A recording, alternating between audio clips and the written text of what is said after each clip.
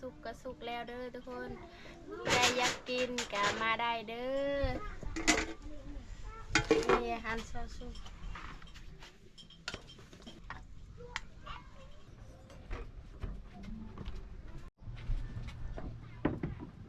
มาเด้อทุกคนผู้ใดอยากกินข้าวกับซาวสุกก็มาเด้อนี่กินข้าวกับปลาอาหารธรรมชาติเลยทุกคนแซ่บเด้มาเด้อแซ่บเพิ่ม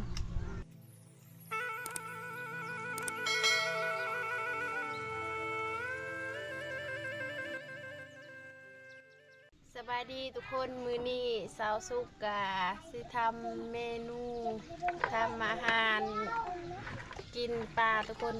เมื่อคืนนี้พอสาวสุกไปซ้อนมองก็เลยว่าสาวสุกก็ได้ปลาแซ่บทุกคนมีสาวสุกกะสิแกงแล้วทุกคนอันนี้กับบ้านFCเอิญปลายังเนาะทุกคน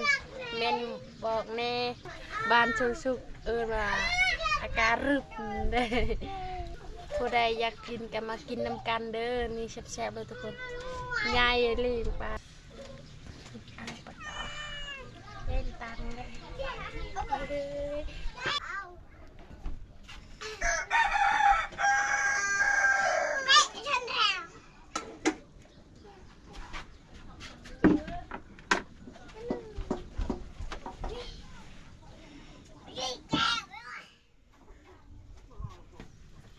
ตอนนี้สาวสุกกะสิตำมักเผ็ดเลยทุกคนตอนนี้สาวสุกอยู่คนเดียวอยู่เพื่อนกับหลานอีคอยแม่สาวสุกทางให้แล้วยามนี้กระดูกาสิทางให้แล้วทุกคนตอนนี้สาวสุกกะสิแกงปลามาท่าแก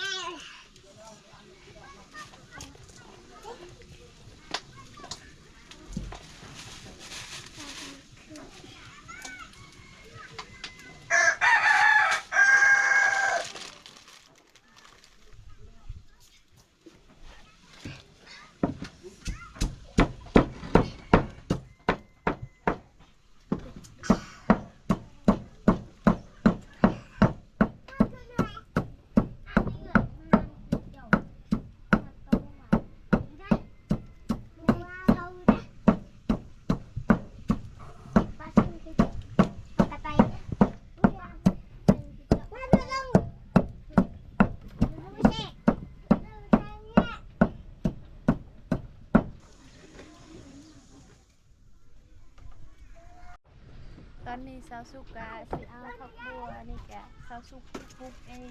ตามเพื่อนเลย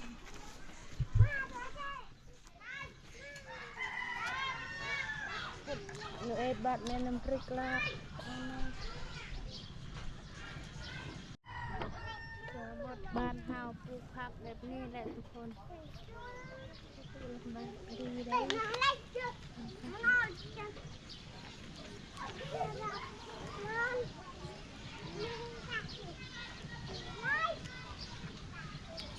ตอนนี้สาวสุกกะสิใส่ปลาทุกคน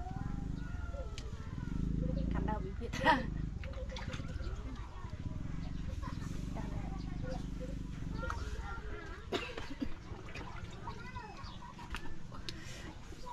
ปลามันโคกน้ำบลาย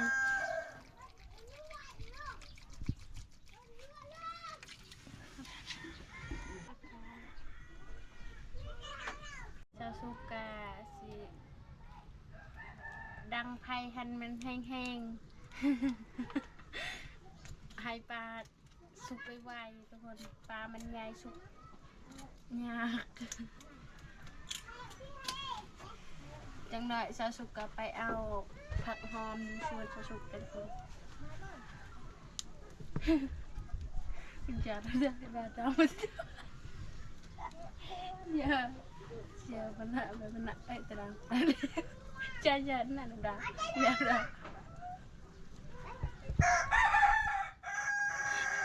ไหนยี่เร็วด่าเช่น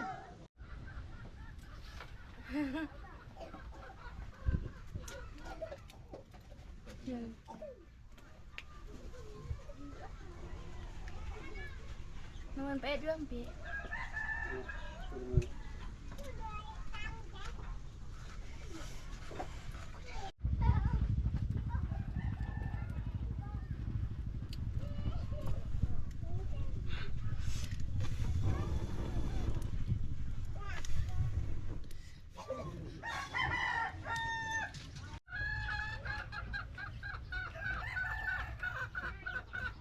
ตอนนี้ซาสุกกะสิไปเอาผักพวกหอมมาทุกคนตอนนี้ผักหอมซาสุกกะสิตายแล้วทุกคน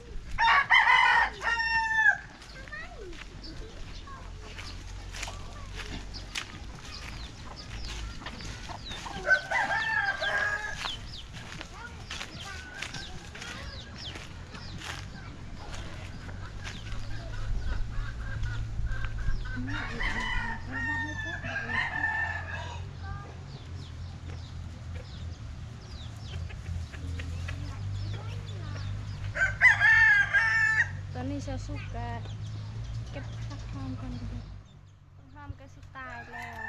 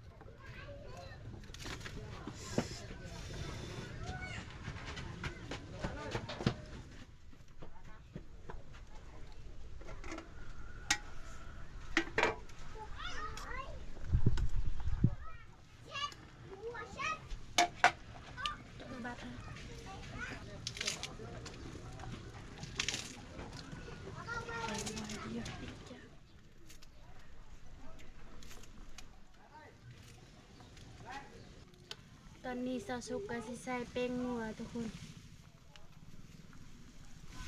ใส่ลายเซฟลายได้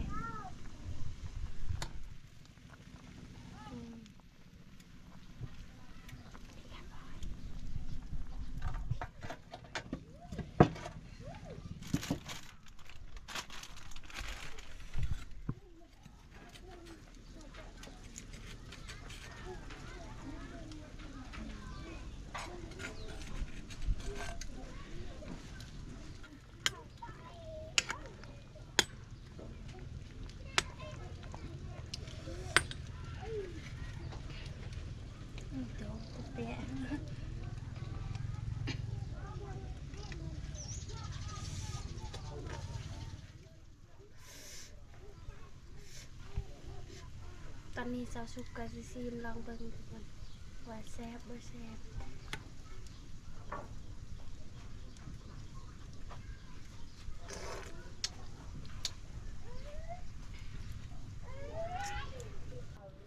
ตอนนี้อายุใส่มะขามให้เพิ่ม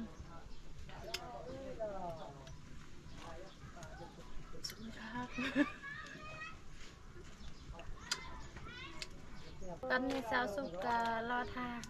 2 นาทีกะสิสุกแล้วใส่ผักอีกทุกคน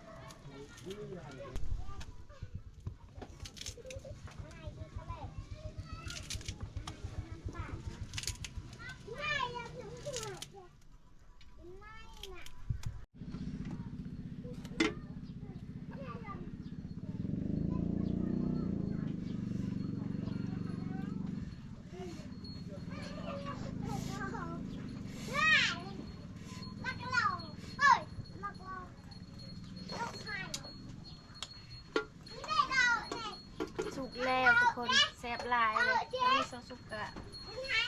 จวดไป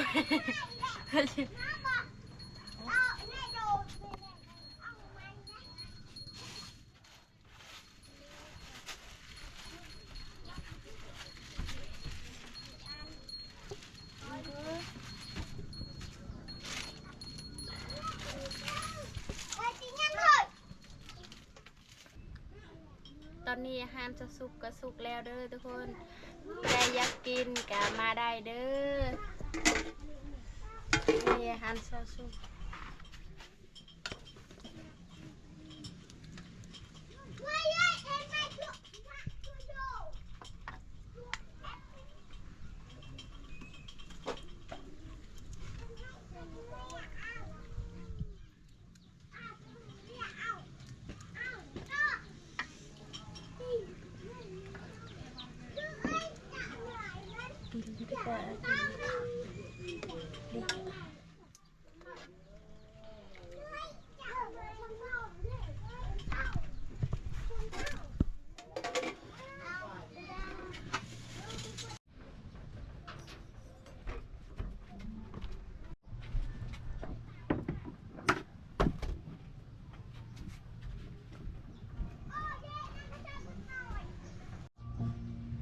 มาเด้อทุกคนผู้ใดอยากกินข้าวกับซาวสุกก็มาเด้อนี่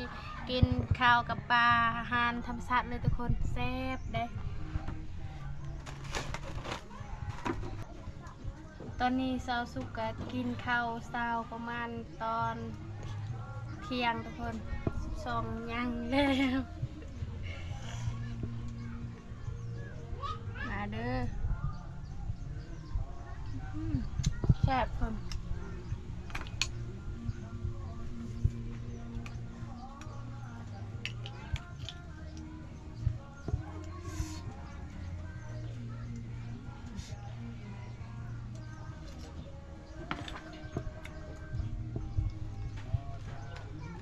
ครับ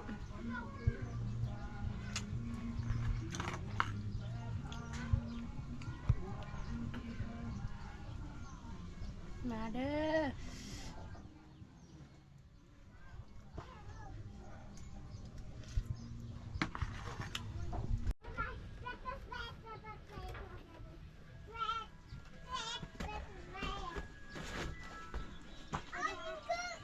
เอาทุกคนหลังจากซาวสุกกินข้าวกินน้ำแล้วตอนนี้ซาวสุกก็สปิดคลิปสำนีก่อนใครรับชมคลิปแล้วก็ฝากกดไลค์กดแชร์ฝากติดตามสุดเด้อบ๊ายบาย